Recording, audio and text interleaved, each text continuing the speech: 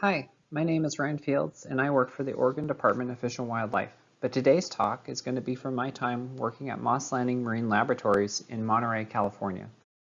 Today I will be talking about the use of a new video lander tool to survey groundfish populations along the California coastline. I'll also note that there are several of us from Moss Landing presenting on different aspects of this tool, and I would encourage you to check those talks out as well. Many groundfish species, including rockfishes and lingcod, are associated with high-relief rocky habitat that is logistically difficult to survey. These species are important to both commercial and recreational fisheries, and in the 1980s and 90s, many groundfish species were heavily exploited, leading to 7 species being federally declared overfished in 2000. This overfishing also led to the implementation of severe restrictions to the fishing fleet. While all but one of these species populations have been declared rebuilt, there is still strong constraints on the fishery. The Pacific Fisheries Management Council relies on stock assessments conducted by the National Marine Fisheries Service, or NMFS, to inform catch limit decisions. These federal stock assessments integrate information from an array of fisheries-dependent and independent sources, but are themselves strongly informed by the annual NMFS trawl survey conducted along the U.S. West Coast. However, the trawl gear in this coastwide survey is excluded from the high-relief habitat that these species are associated with, and it is possible that the true population trends of many groundfish species are being obscured. Video landers have been proposed as one solution to more adequately sample fishes in rocky reef environments. Compared with other established tools like manned submersibles and remotely operated vehicles, video landers are a relatively lightweight and cost-effective solution, though each video tool has its own strength and bias. Early video lander designs were developed in the tropics, but a growing effort over the last 10 years has focused on temperate waters, such as these 2 video lander tools designed by Oregon Department of Fish and Wildlife. Moss Landing Marine Labs has also been developing a series of video tools since 2012, including this rotating lander, which was successfully deployed between 2012 and 2015. The Benthic Observation Survey System, or BOSS, was designed to improve on previous video landers and create an efficient survey tool that could feasibly be used in a coastwide survey for stock assessment purposes. The BOSS was funded by the Nature Conservancy and designed by Monterey Bay Aquarium Research Institute engineers. The final BOSS design uses 4 pairs of Blackmagic 4K cameras arranged in stereo configuration. A load-bearing fiber optic cable allows for rapid deployment to depths of 350 meters and also allows for live streaming and recording of HD video.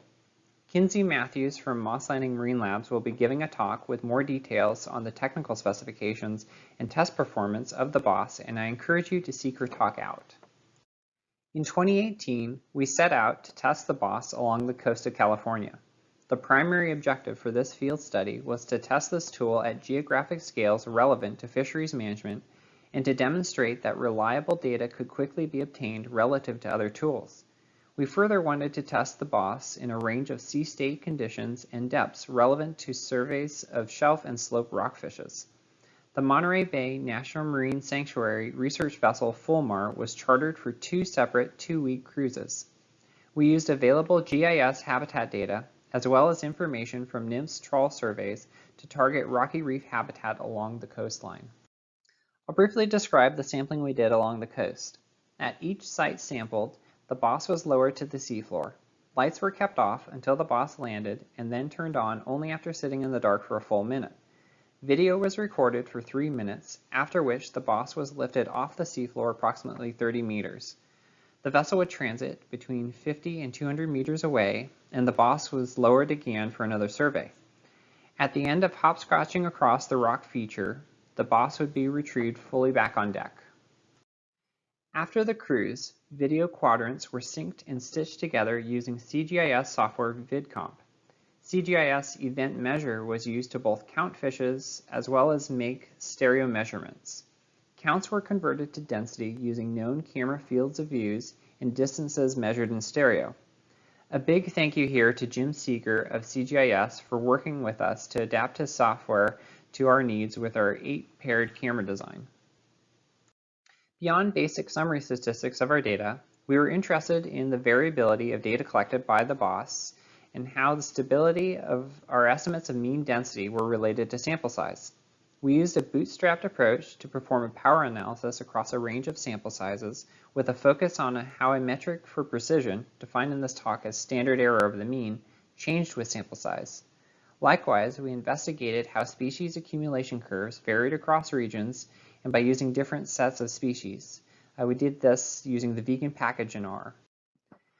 As part of our 2018 survey, we targeted a reef at the Channel Islands called Footprint Bank, located off of Southern California. You can see this area in the red square. We wanted to compare the BOSS directly with a NINS drop camera tool dubbed the TrueCam.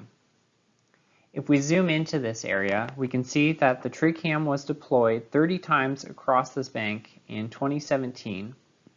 Results from the study were published in Rupert et al. 2019, and I'll refer to that paper later throughout this talk. The BOSS spent 2 days sampling at Footprint Bank in October of 2018, resulting in 20 surveys that overlapped spatially within the 150-meter isobath. Rupert et al. 2019 used mean densities of 7 species to expand a stratified total abundance across the top of Footprint Bank. Habitat areas had previously been estimated during man-submersible studies in 2005. I won't go too much into the details of the math here, but briefly, the total stratified abundance is calculated as the sum of each habitat area multiplied by the density of species on that particular habitat type. Coefficient of variance was defined as the square root of total variance divided by the abundance estimate and was used to standardize variance in a way that we could compare across multiple survey tools. Overall, the survey was a great success as we spent 24 days at sea between September and October in 2018. We successfully completed 419 surveys across 295 miles of coastline spanning between Half Moon Bay in Central California to the Channel Islands of Southern California. The BOSS was deployed in depths between 51 and 298 meters, though you can see from this histogram that we centered around the 100-meter depth range. This was in part a function of the availability of habitat maps in the 100-meter range, but also there's just more rocky habitat at this depth compared to deeper waters. Additionally, we collected over 30 hours of video to process and observed all sorts of really cool organisms, including large mixed schools of rockfish species, a 6-scale shark shown in this video, and this curious humpback whale that checked us out in between deployments. We observed just over 50 species, and in event measure, we counted 8,800 fishes and measured 1,700 of those individuals. If we focus on 15 large-bodied and commercially important target species, an average of 50% of these were measurable by stereo cameras, though this percentage did vary by species. Moving on to the power analysis, I will focus on 2 species, vermilion rockfish and cowcod. I've chosen these 2 species because they are generally representative of 2 commercially important species that we saw during the survey. Vermilion rockfish were one of the most abundant large-bodied fishes observed in 2018, while cowcod were observed much less frequently and until 2019 had been federally declared overfished. To quickly orient you to these figures, each figure shows the standard error over the mean on the y-axis and the number of BOSS surveys on the x-axis. The curves are the bootstrapped estimates of how this metric decreases with increased sampling. I've included a red dot to indicate the point at which the variance has reduced by 80%. Central California estimates are shown in the top figures, while Southern California estimates are shown in the lower figures. As we might expect, the curve decreases much more quickly for the abundant vermilion rockfish compared with cowcod. Another pattern is that greater samples were required in Southern California to obtain the same reduction in variance. These results highlight how rare species require greater sampling to attain the same confidence levels, and that geographic differences in abundances may necessitate different allocation of sampling effort. An important observation here is that the actual number of BOSS surveys conducted in these regions was greater than the bootstrapped sample size estimate needed to stabilize these curves. Here are species accumulation curves that show the average number of species observed in relation to the number of BOSS surveys conducted, with confidence intervals shown in color. The top plots in green are again Central California, while the purple curves on the bottom are from Southern California. The curves on the left-hand side include all species observed during the survey, and the right-hand figures includes a reduced list of 15 large-bodied target species. I've included a dot at 50 BOSS surveys for reference across the figures. Relatively few surveys were needed to observe the majority of the targeted species list. As expected, when all species are considered, a much greater sampling effort is required to capture rare species when compared with this focused target species list. Slight geographic differences are present that once again indicate localized patterns in species abundance may necessitate redistribution of sampling effort. I've adapted the next two figures from Rupert et al. 2019 in order to compare results from Footprint Bank. Results from the BOSS are shown as green bars, while the trig cam is shown in black. Previous manned and remotely operated submersible surveys are shown in gray. If we consider the more benthic species, we can see that the tools produce estimates of total abundance within the same order of magnitude as one another. Green striped rockfish are a benthic species associated with soft bottom habitat and were not observed by the BOSS due to our ability to target rocky reef habitat. Similarly, if we look at bank rockfish on the left, this is a species more commonly encountered in deeper water than the 150 meters sampled by the BOSS and trig cameras. It's not clear what drove such differences in abundance among tools for schooling species Boccaccio and speckled rockfishes, though interannual variability may be partially responsible. Keep in mind that the submersible surveys were conducted in 2011 at a wider range of depths and that they surveyed a much larger area, so the most direct comparison is with the 2017 trig cam survey.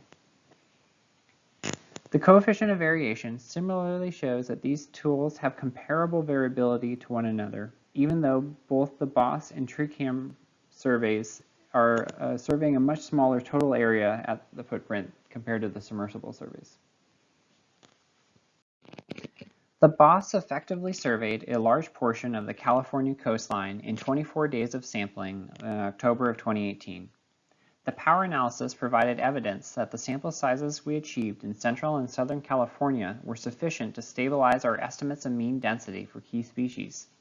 Similarly, species abundance curves indicated that in relatively few surveys, the BOSS was able to detect top species of interest, but that greater sampling may be needed to detect rare species.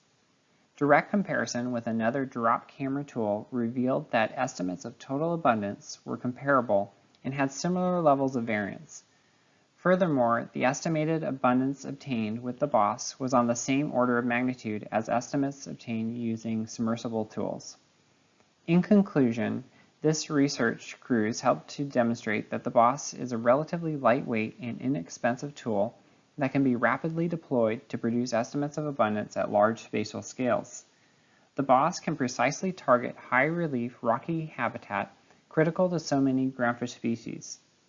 Higher resolution habitat maps would allow future surveys like this to more accurately target these rocky reef habitats. The use of tools like the BOSS will ensure that management decisions made on the best available science will reflect accurate trends for these important species groups. Really quick, I want to highlight these other talks about the BOSS. Kinsey Matthews, Jackie Mohay, and Katie Siri will all be talking about different aspects of the BOSS and sampling that we've done with this tool. I've also included a few hyperlinks for videos I've put up on YouTube that you can see the BOSS in action. I want to say a special thanks to our funding sources from the Nature Conservancy and the NOAA SK grant. And also wanted to say thank you to the captain and crew of the RV Fulmar for helping us out on the cruise, and to all the people who participated as science crew in 2018. If there are any questions, you can reach me at this email address and I'd be happy to answer them.